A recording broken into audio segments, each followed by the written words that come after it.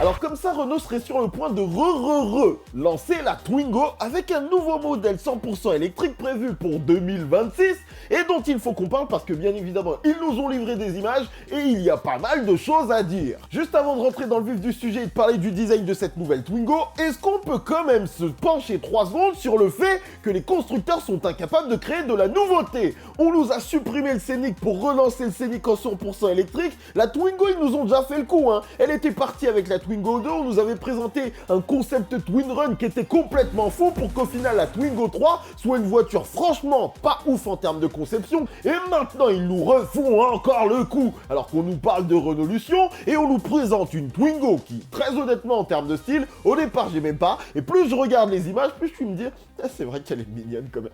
Elle a une bonne bouille, punaise, elle a une bonne bouille la Twingo. Ah là là, j'aimerais... Ah ouais, ils sont forts, ils sont forts! Et du coup les amis, penchons-nous quelques instants sur cette Twingo 100% électrique. Le premier truc que je dois dire, c'est que j'étais en déplacement hier, j'ai découvert les images à distance et j'ai dit, mais c'est pas ouf en termes de finition.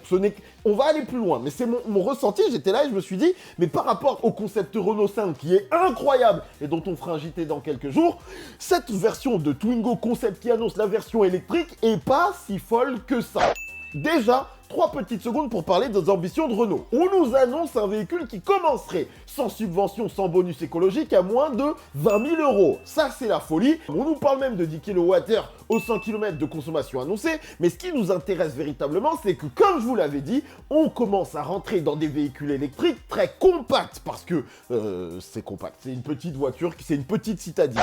Si on parle du style, franchement, c'est pas si mal parce qu'il y a un véritable respect de ce qu'était la Twingo en termes de style. C'est-à-dire que très rapidement, quand on regarde le faciès, on identifie que c'est une Twingo. Vraiment, toutes les bases sont là. Non mais regardez-moi cette petite bouille toute mignonne là. Car oui, une des grosses forces de la Twingo, c'était sa petite bouille de grenouille très identifiable, très souriante, et ils ont essayé de garder ça avec la modernité. On a toujours les petits aérateurs sur le capot très court, la signature lumineuse qui évidemment se modernise, la petite entrée d'air en zone centrale des deux feux et en partie basse, parce qu'ils vont pas faire le gros pare-choc en plastique qu'il y avait sur une Twingo d'ancienne génération, ils mettent des petits éléments de force pour vraiment donner un peu de caractère à la voiture.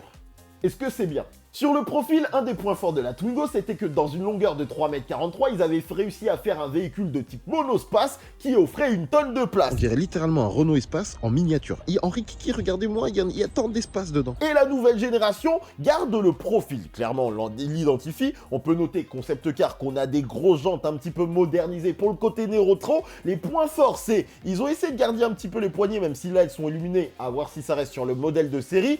On a de la grosse jante et surtout, les passages de roues sont très marqués pour évidemment mettre un petit peu plus de muscles. On est moderne. Est-ce qu'on apprécie et est-ce que ce sera gardé sur la version de série? Je suis pas sûr, j'ai des petits doutes.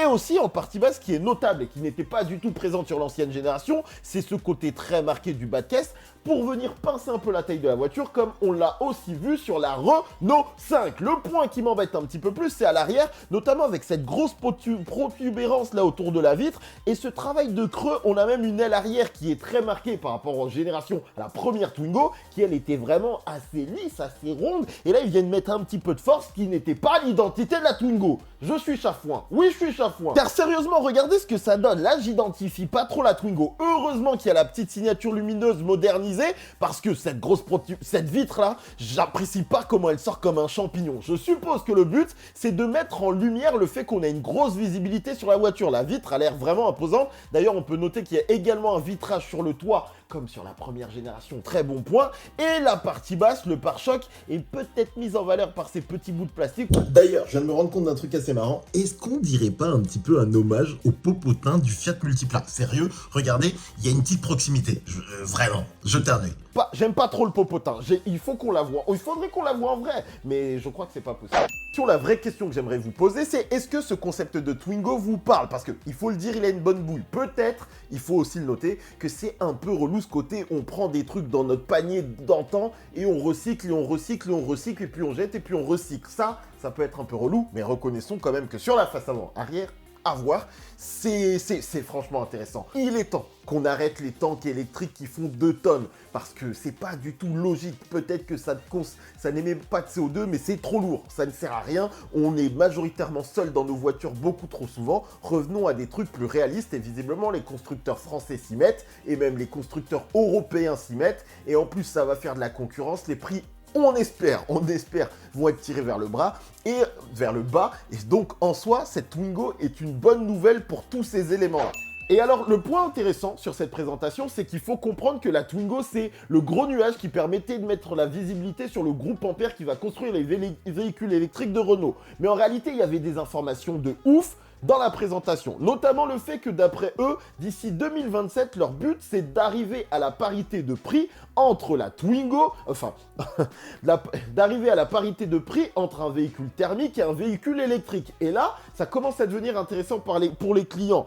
Où ils nous parlent de 40% de réduction des coûts de production d'ici 2027 à 2028 pour les véhicules électriques. Ce qui veut dire que les prix vont tomber. Juste pour vous donner une idée, d'ici 2027, ils disent que sur la batterie, ils pourraient gagner 50% en coût de production, sur les moteurs, moins 25%, plateforme, moins 25%, sur la caisse, moins 15%, et production et logistique, moins 50%. Donc réellement, on rentre dans une phase où les prix des véhicules électriques, normalement, vont chuter assez drastiquement, ce qui, pour nous, devrait être intéressant. Parce que on se repositionne. Renault, en très peu de temps, ils ont positionné la Mégane sur le marché, 38 000 € prix de départ, mais les prix devraient tomber.